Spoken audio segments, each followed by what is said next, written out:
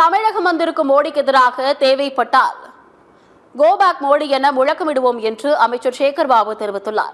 சென்னை எழும்பூரில் செய்தியாளர்களை சந்தித்த அவர், கங்கை கொண்ட சோழபுரத்தில் நடைபெறும் நிகழ்ச்சியில் அழைப்பிதழில் பெயர் குறிப்பிடப்பட்டு பங்கேற்காதது குறித்து பதிலளித்துள்ளார். தமிழக வரும் பிரதமரை விருந்தோம்பலுடன் வரவேற்பது தங்களின் பண்பாடு எனவும், உடல்நிலை சரியில்லாத காரணத்தால் பிரதமரின் நிகழ்ச்சியில் பங்கேற்க இயலவில்லை எனவும் தெரிவித்தார். எடப்பாடி பழனிசாமிக்கு மோடியிடம் மனு கொடுப்பது மட்டுமே வேலை, அதனால் தீர்வு ஒன்றும் இருக்காது எனவும் விமர்சனம் செய்துள்ளார்.